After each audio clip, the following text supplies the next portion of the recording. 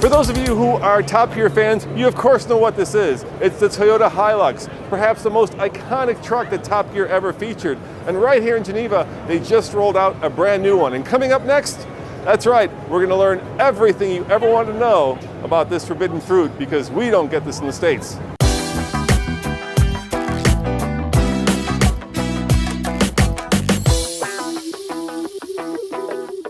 All right, guys, I'm here with Bart Aylen, and we're sitting in what is, in America, the forbidden fruit, because we don't get this. It's the brand new Toyota Hilux. And you don't have model year designations here, right? No, we don't.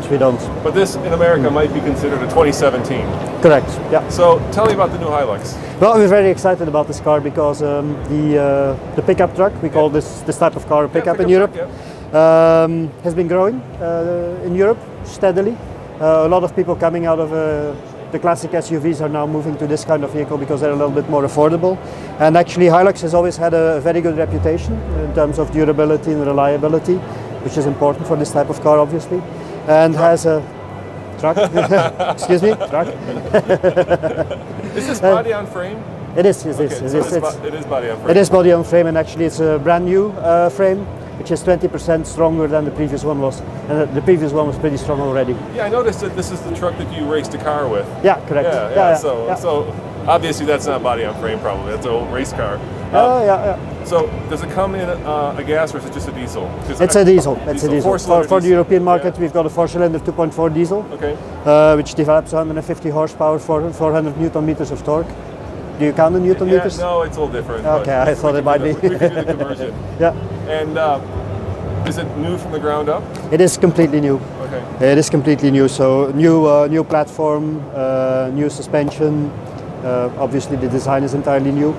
Much more sophisticated interior now, because this was quite a very well regarded but a rather utilitarian vehicle before, whereas now the interior is virtually a premium car. Absolutely. It looks much more car-like now. How many did you sell last year? How many units? About 36,000. Which actually makes it the segment leader in Europe. It has about 25% of the segment. Of course, everybody knows the Hilux from the Top Gear videos, right? Where they tried to. So people in America love this truck because they think it's something that they can't have. But it feels, if I'm being honest, a little small for America. I think for your taste it probably is. Because we got the Tacoma, which is already a little bit bigger, and then you've got the Tundra on top of that. Yeah, do you know how big this bed is? Not by heart. Okay. Because it looks a little bit smaller than an American. Yeah, but it would be. You know, sitting in the Hilux, I'm immediately struck by how much tighter this is than an American Tacoma. Yes, I know this is a forbidden fruit, but this is a narrower truck. And I'm thinking to myself right now that this seems more set up for European roads than American roads. It's small. And I'm sure as a city truck, it would do quite well. But when you get this out onto the American highway system, where you can drive 1,000 miles straight without making a turn, I think you guys would think it's just a little bit on the tight side. But we do have 2 cup holders, which for America is about the minimum amount that you'd want in a truck. Have you driven this guy? I've driven it actually. Part of the markets that we cater for have launched it already last year, at the end of last year. We did an event in Iceland with these, which was fantastic. I mean, we were driving with them for... tires on it? No, not yet, but we drove it through the wilderness there, and it was fantastic. So now I'm sitting behind myself, and you can tell I've got adequate knee room, but headroom, well, that's a little bit on the tight side. Once again, if you're used to European-sized vehicles, then this will feel very spacious and comfortable. But if you're used to America, gosh darn it, heavy-duty trucks, this is going to feel a little bit Prius-like. But the growth in the segment is in the lifestyle part, So there's always been an audience who needed this for work, and they keep buying them, of course. I think one of the things that makes it hard in Europe is that fuel prices are so high, right? So in America, we're paying $1.50 a gallon right now.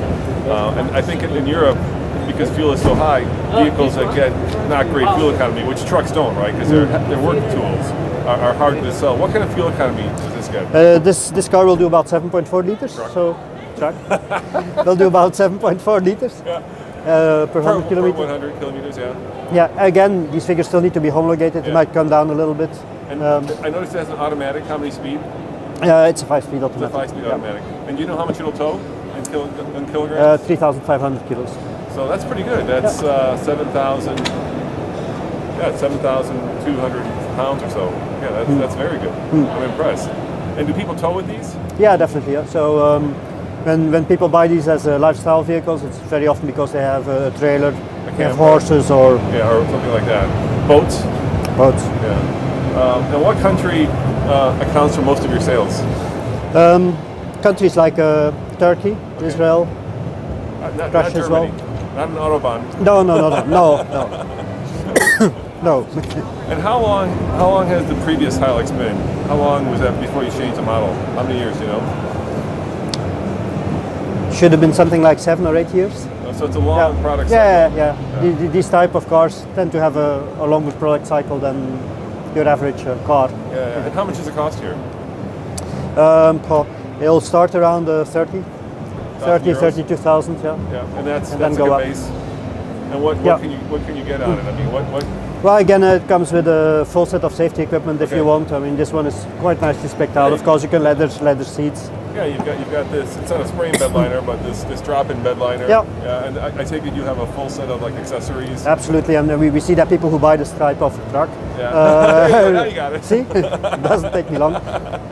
Really like to accessorize their vehicles. I like to put nice wheels on them, or Yeah. In America, trucks are a whole lifestyle thing. Yeah, right? yeah, Right? yeah. So people use them because not only are they work tools, but because in Texas, for instance, where 1 out of 4 trucks are sold, yeah, they're basically the family vehicle. Yeah. That's what you buy. yeah.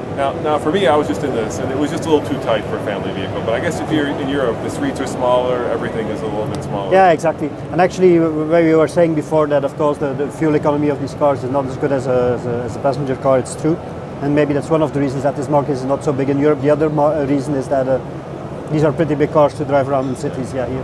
Where do you build them? These ones for Europe will be built in South Africa. Okay, wow. Yeah. Wow. And your competitors, I take it, are the Amarok. The Amarok, yeah. There's a Fiat, right, as well? Yeah, but Fiat is quite a bit smaller than. And then Ford makes what used to be the Ranger in America. I think they called it the Wild Track here. Is that right? Yeah, but also the Ranger. Ranger, yeah. Ranger is also still used as a name. There's the Nissan, the Navara. Navara. Yeah. Yeah. And is this a market leader? It is, yeah. It So is. 25% of the segment. Wow, that's incredible. Yeah, it's quite good.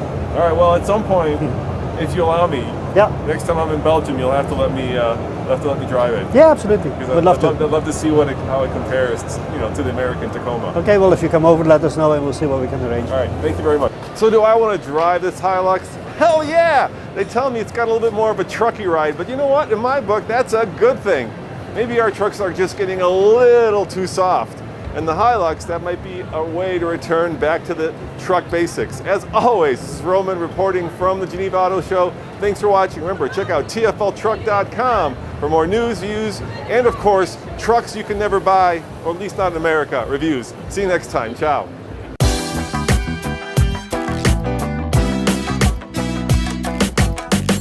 Or its top speed is 252 miles per hour, where we hit the rev limiter at just over 20 seconds. So there are, I guess, faster cars out there, like the Bugatti and so on, but I think in the real world, whoever is first to 250 is the winner in our book. Yeah, That's for how sure. we see it. So.